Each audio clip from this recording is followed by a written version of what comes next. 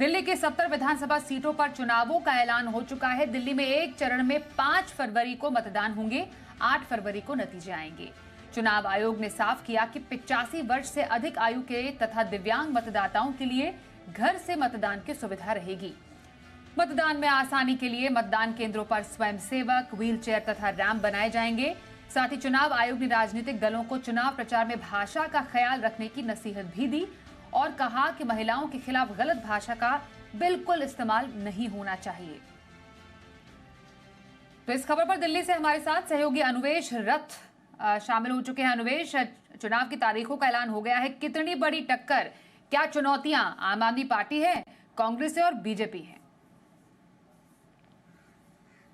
जी देखिए स्वाति, मुख्य चुनाव आयोग ने आज डेट्स अनाउंस कर दी है। 5 तारीख को वोटिंग होगी, एक राउंड में ये पूरा इलेक्शन होगा। वहीं पे आपकी जो काउंटिंग की बात की जाए वो 8 तारीख को की जाएगी। यानी कि 8 तारीख को ये साफ हो जाएगा कि अगला दिल्ली का सरकार कौन बनाने जा रहा है, वो बीजेपी होगी, कांग्रेस होगी या आम आदमी पार्टी होगी।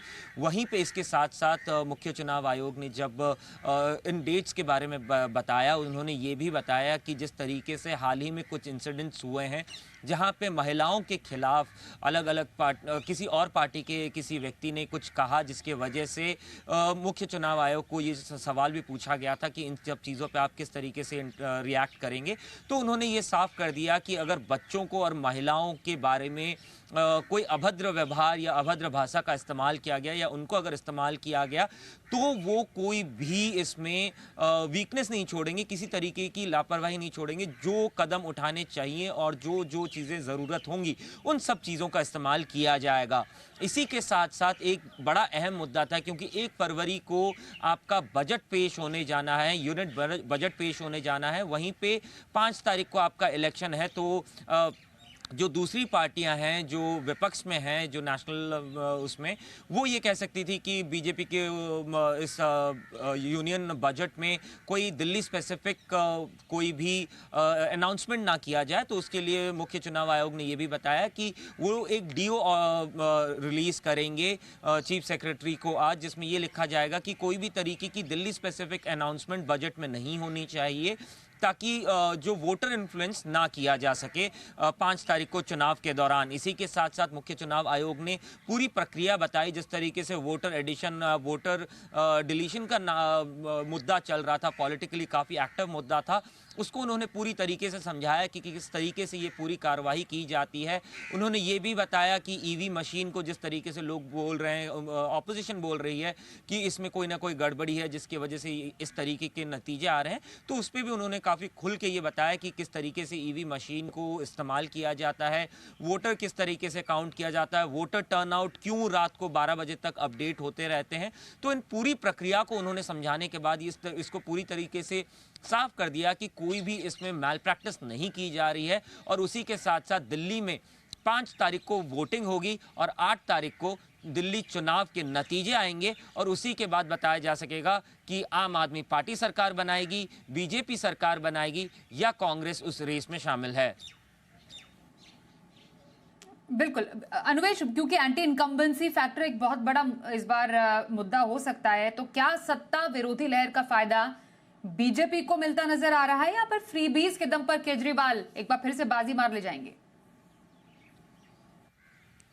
जी देखिए, एंटी इनकम्बेंसी तो बिल्कुल होगी। 10 साल से केजरीवाल सरकार बनाए हुए हैं। हाल ही में अगर आप देखें तो जिस तरीके से एंटी इनकम्बेंसी को फाइट करने के लिए केजरीवाल ने कहीं ना कहीं ये दावपेच खेला था कि उन्होंने आतिशी को सीएम बना दिया, तो इलेक्शन के दौरान जो सीएम फेस रहेंगी वो आतिशी रहेंगे, लेकिन उसके बाद अगर तीसरी बार सरकार बनाने की बात आती है तो कहीं ना कहीं केजरीवाल वहाँ पर सरकार बनाते हुए नजर आ सकते हैं अगर आम आदमी पार्टी जीतती है। फ्रीबीज की आप बात करें तो देखिए, फ्रीबीज का मामला जो है वो ऑलरेडी कोर्ट में सबड्यूज है।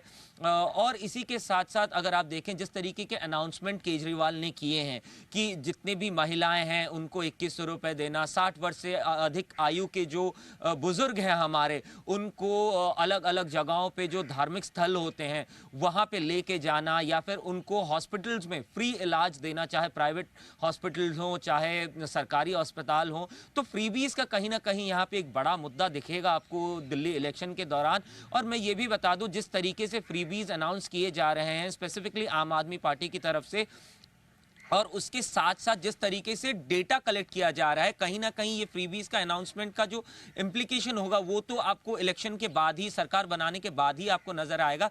लेकिन अभी ये अनाउंसमेंट करना एक बहुत इंपॉर्टेंट पॉइंट ये बताता है कि जिस तरीके से आम आदमी पार्टी के जो वॉलंटियर्स हैं वो कहीं ना कहीं घर घर जाके जिस तरीके से वो लोगों का डेटा इकट्ठा कर रहे हैं, तो कहीं ना कहीं आम आदमी पार्टी एक गोल्ड डेटा इकट्ठा करना चाह रही है, जिसके मदद से वो इलेक्शन को कहीं ना कहीं इन्फ्लुएंस करना चाहते हैं, इलेक्शन का प्रेडिक्शन ज्यादा बेहतर करना चाहते हैं अपनी तरफ। और इसी की वजह से ये अनाउंसमेंट भी आपको दिख रहे होंगे और इसी के साथ साथ उनका रजिस्ट्रेशन भी होगा, क्योंकि हमने हाल ही में देखा है जितने भी इलेक्शंस हुए हों उसमें जो डेटा होता है वो काफी इंपॉर्टेंट होता है। और कहीं ना कहीं जहां जिस तरीके से आम आदमी पार्टी अभी इलेक्शन का डेटा इन्फ्लुएंस कर रही है, तो बीजेपी को बिकॉज ऑफ एंटी कंबेंसी एक फैक्टर तो है, एक स्टेप अहेड तो है बीजेपी, लेकिन वहीं पे आम आदमी पार्टी जिस तरीके से डेटा कलेक्ट कर रही है अपने लोगों को, लेकिन अब दिल्ली के दिल में क्या है, दिल्ली की जनता किसको चुनती है, ये काफी दिलचस्प होने वाला है। ज्यादा समय बाकी नहीं है, महीने भर तक का समय है। उसके बाद 5 फरवरी को वोटिंग है, 8 फरवरी को आएगा दिल्ली चुनाव की तारीखों का ऐलान।